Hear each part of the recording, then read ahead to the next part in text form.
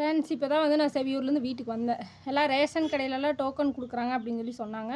தொடர்ந்து இன்னும் 4-5 நாளைக்கு வந்து டோக்கன் கொடுக்குறது, அமௌண்ட் கொடுக்குறது அந்த மாதிரி தானம்மா. செவியூர்லலாம் கொடுத்துட்டுருக்குறாங்க. எங்கள் ஊரில் இன்றைக்கி கொடுக்கல, என்னென்னு தெரில. உங்கள் ஊர் சைடெல்லாம் நீங்கள் வந்து நல்லா விசாரிச்சுட்டு டோக்கன் கொடுத்தாங்கன்னா வாங்கிக்கோங்க போய் மறக்காமல், சரிங்களா? இப்போ நான் என்ன வேலை செஞ்சுட்டுருக்குறேன்னு பாருங்கள் கொஞ்சம். இந்த சார்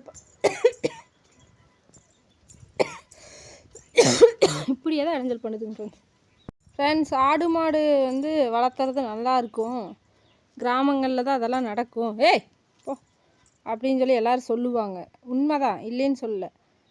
அதுவும் தவிர்த்து நமக்கு ஒரு வருமானமும் இருக்குது, அதுவும் நான் இல்லைன்னு சொல்ல மாட்டேன். ஆனால் வந்து இங்கே பாருங்க, இப்படி ஒரு பொருள் காய வைக்க முடியாது. இது வந்து பார்த்திங்கன்னா எங்கள் பெரியம்மா வீட்டில் அந்த தென்னை மரம் அறுத்தப்போ கொண்டு வந்த காய். அதை அப்படியே காஞ்சி உள்ளேயே தண்ணியெல்லாம் ட்ரை ஆகி சரி எண்ணெய் ஆட்டுறதுக்கு யூஸ் ஆகுன்னு சொல்லிட்டு எங்கள் பெரியம்மாவும் எண்ணெய் இல்லைன்னு சொல்லிட்டு இருந்தாங்க.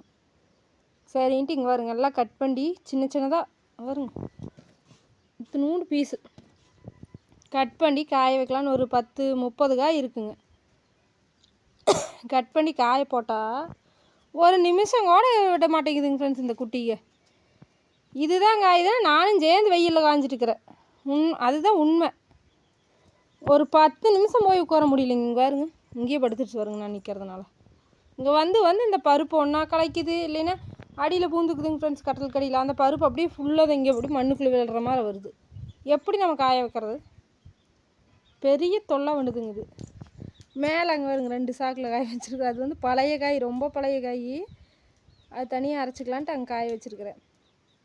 அங்கே காய வைக்கலாம், இதையும் 2-3 சாக்கு போட்டு மேலேயே காய போட்டுக்கலான்னு ஐடியா பண்ணியிருக்கிறேன். நாளைக்கு அதைத்தான் பண்ணு. இங்கெல்லாம் போட்டோம்னு வச்சுக்கோங்க, நானும் வெயிலில் சுற்றுறேங்க ஃப்ரெண்ட்ஸ். நேற்றே நான் ஊருக்கு வெயிலில் போயிட்டு வந்து எனக்கு செம்ம வயிற்று வலி.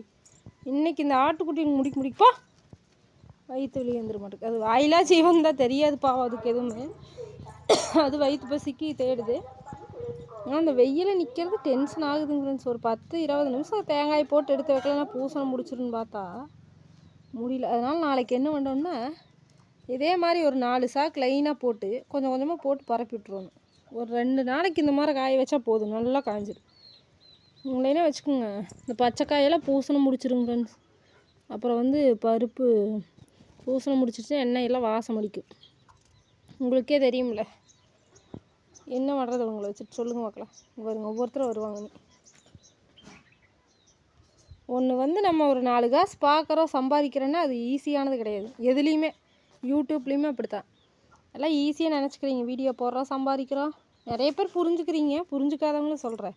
அதெல்லாம் எவ்வளோ கஷ்டம். 4 பேர் நம்ம வீடியோ பார்க்க வைக்கிறதெல்லாம் அவ்வளோ கஷ்டம். அதில் இன்கம் எடுக்கிறதெல்லாம் எவ்வளோ சிரமங்கிறது யூடியூப் ரன் பண்ணுறவங்களுக்கு தெரியும். மற்றவங்களுக்கெல்லாம் அது புரியாது, சரிங்களா?